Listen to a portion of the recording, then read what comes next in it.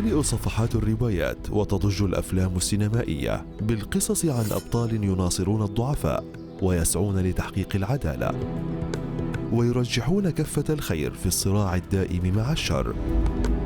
وتنهل هذه الأفلام إما من حكايات أسطورية متخيلة أو من شخصيات تاريخية حقيقية طبعت التاريخ بوقوفها في وجه الظلم.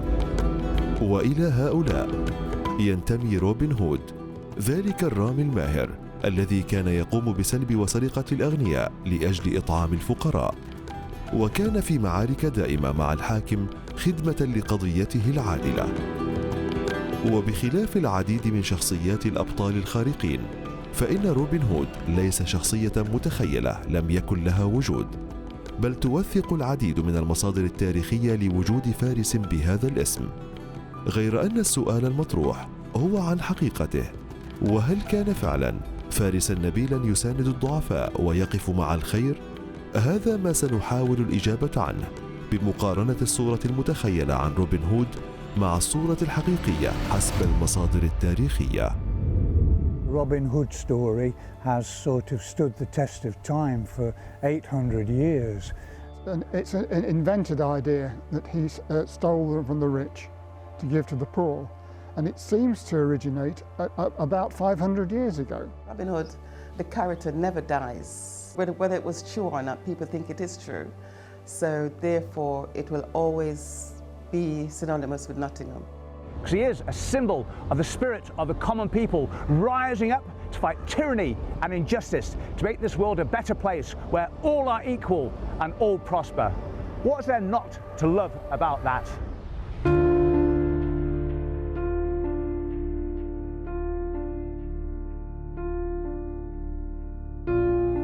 My name's Bob White, and I'm the chairman of the worldwide Robin Hood Society. The traditional story and popular story of Robin Hood is about the Lord of Loxley, who went away to fight in the Crusades. When he came back to Nottingham, he discovered that his lands had been stolen by the king, and they were in the control of the Sheriff of Nottingham, who was the king's agent. And Robin was accused of all sorts of things. He tried to get his lands back, and in the end he retreated to Sherwood Forest, where a lot of other outlaws and people who had suffered misjustice were situated. Robin Hood was the good guy. Robin Hood used to make sure that people who didn't have much, he would steal from the rich and give to the poor. And I suppose the sheriff didn't like that, because as far as the sheriff concerned, is there to make sure that the wealthy stay wealthy. استحوذت شخصية روبن هود على خيال الكثير من المؤرخين والكتاب. هو شخصية شعبية استمرت لنحو 700 عام تقريبا منذ بداية القرن الخامس عشر، وقام عدد من الكتاب والرسامون في القرن التاسع عشر بإحياء الشخصية في حكايات الأطفال. ثم انتقلت الشخصية لأمريكا، ومنها لشاشة التلفاز ثم السينما، فقد أغرت تلك الشخصية الكثير من صناع السينما لكي يقدموا أعمالا تجسد تلك الشخصية. لكن من أين بذرت جذور هذه الأسطورة؟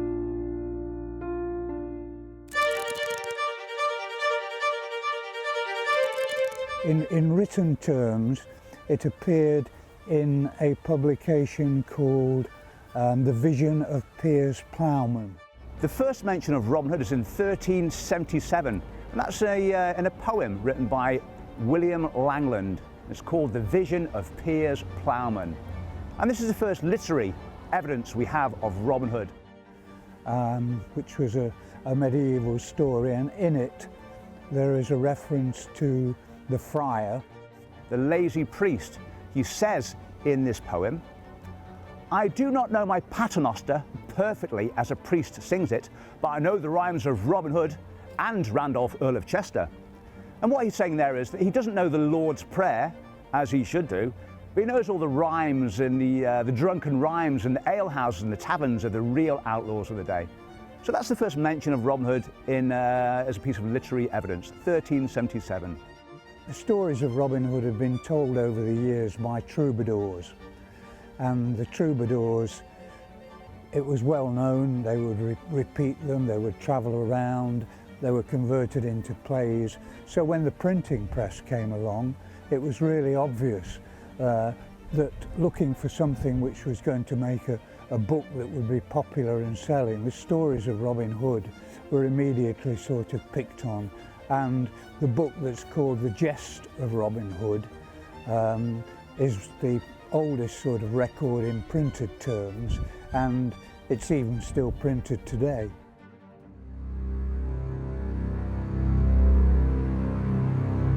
تجمع كل الروايات على أن روبن هود اشتهر بشجاعته وفروسيته وإسراعه إلى مساعدة المحتاجين ومناصرة المظلومين، لكن أولى الحكايات عنه كانت تصوره بصورة عنيفة ودموية بعيدة عن صورته في الحكايات اللاحقة. The original Robin Hood is very different to the one we know in the modern day.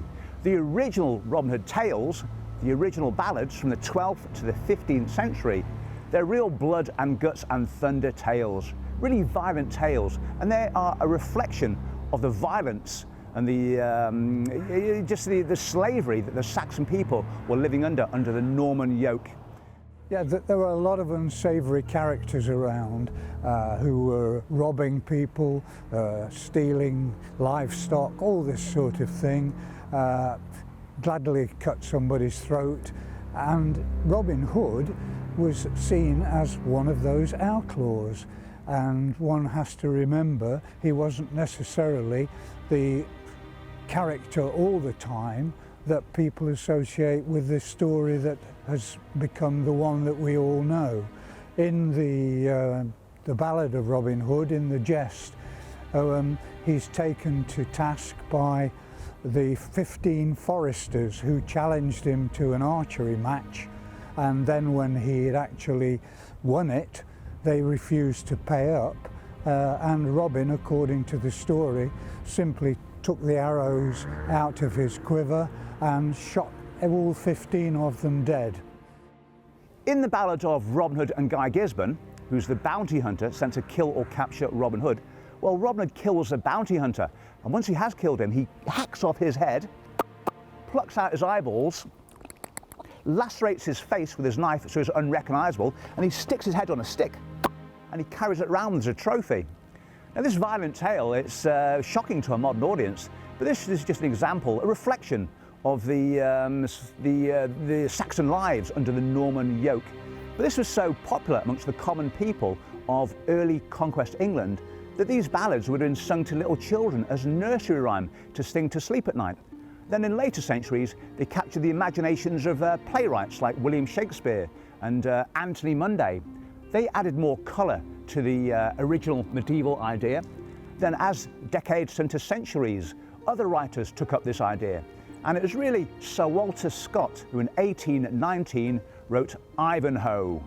And he was one who really set Robin Hood in the reign of King Richard the Lionheart and made him this Saxon crusader fighting against the tyranny of the wicked Prince John.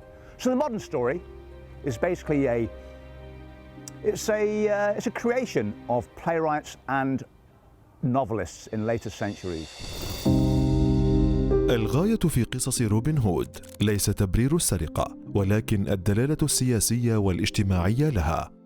عندما تعجز المجتمعات عن إيجاد المخارج الصحيحة للانعتاق من ربقة الاستبداد، لكن السؤال الذي يطرح نفسه هو: من أين تنبع فكرة السرقة من الأغنياء ومساعدة الفقراء في قصص روبن هود؟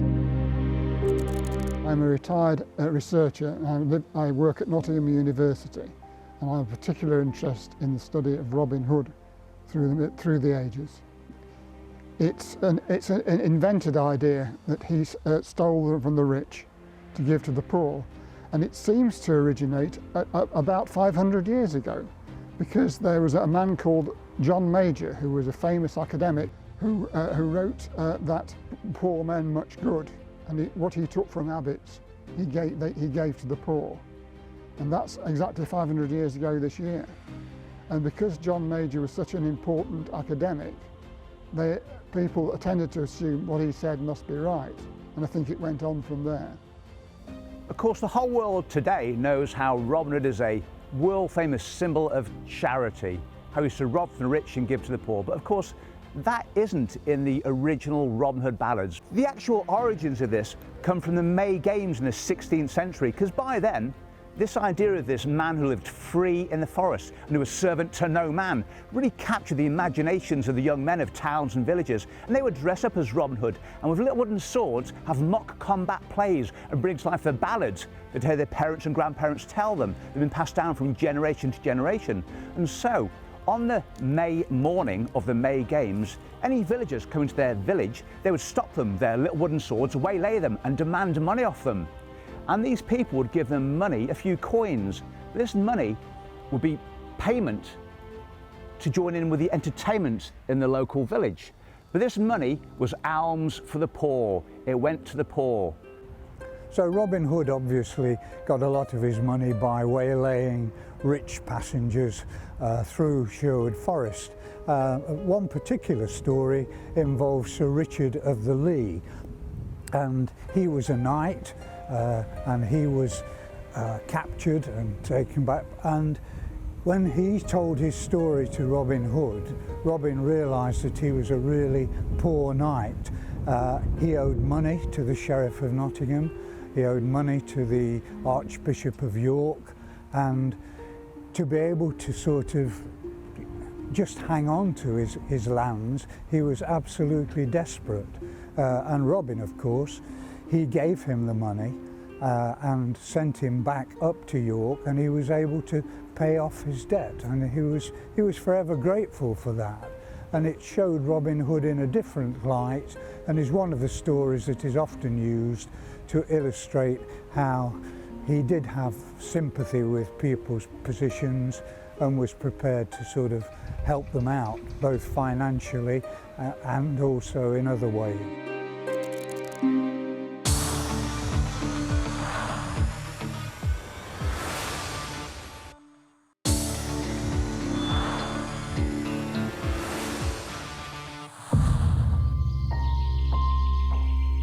مثل أي بطل أسطوري في حكاية، كانت أسطورة روبن هود تحتاج إلى شخصيات مساندة للبطل، وتمثلت الشخصيات المساندة برجال روبن هود وأفراد عصابته الذين كانوا يعيشون معه في غابة شيروود. وفي الروايات اللاحقة تم إضافة شخصية مايد ماريان حبيبة روبن هود. What's really interesting about the Robin Hood legend is this, that in chapter 1 from the 12th to the 15th century with the original ballads, the only outlaws with Robin Hood are Little John, Much Miller's son, and Will Scarlet. There's no Maid Marian and there's no Friar Tuck. These join the legend in the 16th century. Friar Tuck and Maid Marian, they tended to get introduced into the stories as part of the May Games. As young men are dressing up as Robin Hood on the platform of the May Games, this Robin Hood character has been brought to life. He's now seen as the King of the May. And of course there's the old Celtic tradition, the farming tradition of the Queen of the May. And so through this, which is an honorary role for a local girl in the village, become the Queen of the May. And so through the May Games, the stage is set for the King of the May, Robin Hood, to be joined by his Queen. And that's how Maid Marian enters into legend for the common people. وبالرغم من أن معظم هذه الشخصيات في الحكاية ليس لها دليل تاريخي موثق، هناك شخصية واحدة لها دليل تاريخي معتمد، وهي شخصية عدو روبن هود اللدود، شريف نوتنغهام، والذي كان يقوم بتجاوزات خطيرة، منها الاستيلاء على الأراضي وفرض الضرائب الجائرة على الفقراء واضطهادهم. وكان يدير أمور الملك في المنطقة من مقره في قلعة نوتنغهام التي كانت تحاذي غابة شيروود. He would take people prisoner, he would take the last means of support, food, property, and all sorts of other things. He would just take them away from them in the name of the king, and that would become his rule, if you like. and Robin Hood and the people who were in his particular area, he fell foul of them. The sheriff, he was a very, very violent man, and he went to all means, any means, to collect taxes, and he was very violent. But now the sheriff of Nottingham is more relaxed. It's more of a tourism world, tourism to sell Nottingham and Nottinghamshire. Historically, it's probably hard to prove exactly where he was or is, except that obviously because of the stories involving the Sheriff of Nottingham and Nottingham Castle, that's the immediate connection, and so everyone associates Robin Hood with the Nottingham story, if you like. لعل تكرار اسم روبن هود في الكثير من الروايات عبر التاريخ الإنجليزي يثبت وجود هذه الشخصية، ويرجع تاريخ أغلب الإشارات حول شخصية روبن هود إلى أواخر القرن الثالث عشر، وظهر اسم روبن هود في العديد من المحاكم الإنجليزية، بالإضافة إلى إشارة الكاتب الإنجليزي ويليام شكسبير إلى روبن هود في مسرحية سيدي فيرونا في أواخر القرن السادس عشر. لكن لعل أقوى الأدلة هي الوثائق الذي عثر عليها البروفيسور ديفيد كروك. Then in 1982 I came across a Berkshire court case of 1261 involving a criminal called William, son of Robert the Smith. I then found another reference to the same man in 1262 in another document where the name had been changed to William Robbie Hood by an unknown civil servant. What emerges from this is that the name was clearly connected with criminality and possibly with a known legend by that time. Hard to prove. There's no real proof to say that Robin Hood ever existed or who he was. There's another series of references in 1225, and they record how a Yorkshire criminal called Robert of Wetherby is referred to as outlaw and evildoer of our land, and was hunted down on royal instructions in the spring and summer of that year at considerable expense, and decapitated as instructed, and his body was taken and hung in chains in York on display for everyone to see. وفقا للأسطورة، ذهب روبن إلى دير لتلقي العلاج الطبي، وقد تعمدت رئيسة الدير جعله ينزف الكثير. رمى روبن سهما يشير إلى المكان الذي يريد أن يدفن فيه، وهو يلتقط أنفاسه الأخيرة. ومع ذلك يعتقد أن رئيسة الدير دفنت روبن على جانب الطريق في مقابر قطاع الطرق والسارقين. Robin Hood, the character never dies. You know, we've had films made of him here in Nottingham. So the character never dies. It's such a living legend in people's mind, because people think, whether it was true or not, people think it is true.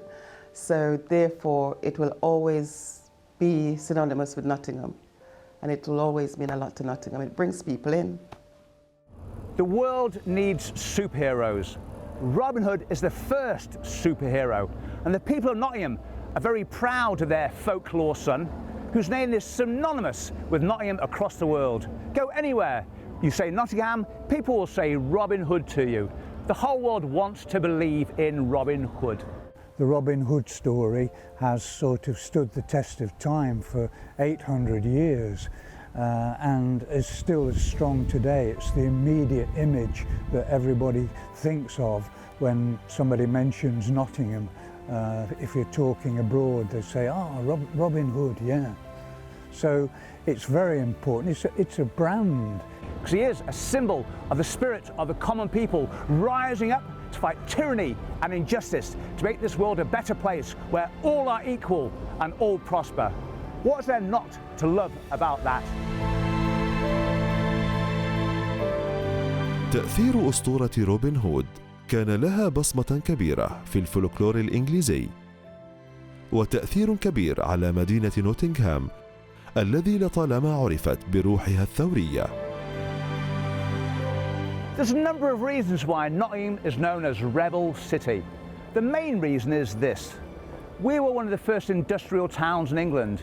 And in the grinding poverty of this early industrial town, the working classes were being exploited by the men of industry.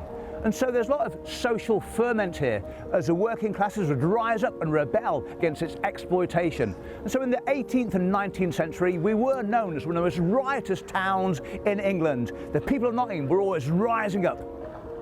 The other reason for this name is our rebel writers. We are a UNESCO City of Literature, and we've got 3 writers here who are groundbreaking authors. They were Lord Byron, the first of the great romantic poets who spoke out about the plight of the working classes in this early industrial town. The other one was D.H. Lawrence, who was one of the most controversial writers of the early 20th century. And he was writing about the working classes in a way that never had been done before, talking about the plight of them, celebrating their lives. اختلاف الروايات التاريخية والتأويلات لهوية روبن هود لكون الأصل فيها كان شفهياً وغير موثق جعل الأطروحة الأقرب للتوافق بين مختلف الباحثين هو أن الأمر لا يتعلق بشخصية تاريخية واحدة.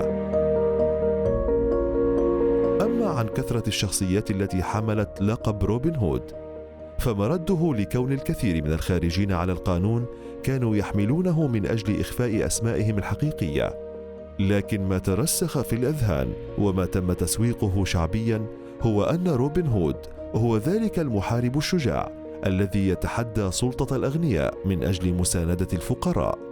ولعل ترويج هذه الصورة يتوافق مع أغراض التاريخ الأوروبي الحديث، وذلك بهدف إظهار أنه في عصر الظلمات التي كانت تعيشه أوروبا، حيث كان الإقطاع وسلطة الكنيسة يتسيدان، كان هناك أيضا فرسان من الطبقة النبيلة اختاروا الاصطفاف مع المحرومين، وفي ذلك تحسين لصورة الطبقة النبيلة الأوروبية التي يرى كثيرون أنها كانت من أسباب وأعمدة تخلف أوروبا في القرون الوسطى. My personal opinion is that Robin Hood actually is a character made up from probably real people's experiences, a lot of other people who did different things or similar things being outlaws in Sherwood Forest, and that their stories have got assimilated and added on to what we already know. There's no real concrete proof that Robin Hood did exist, but I suppose in those days, and even today, people who try to help people are seen as Robin Hood, regardless of whether he had a name or not. That was Robin Hood, he was classed as Robin Hood. It doesn't really matter that we don't see him as actually who he is as a character, because everyone has their own idea of who Robin Hood is, and also fiction has overtaken fact, and everyone likes to know that Robin Hood stands for justice, he stands for fair play, he supports the downtrodden, and he's become a symbol of that nature throughout the world. وبغض النظر إن كان روبن هود شخصية حقيقية أم لا، باتت روح هذه الشخصية راسخة في هذه المدينة، وبإمكانك أن تراها في تاريخ نوتنغهام الذي لطالما ناصر جيران روبن هود فيها الحق في العديد من القضايا من العنصرية والطبقية وغيرها.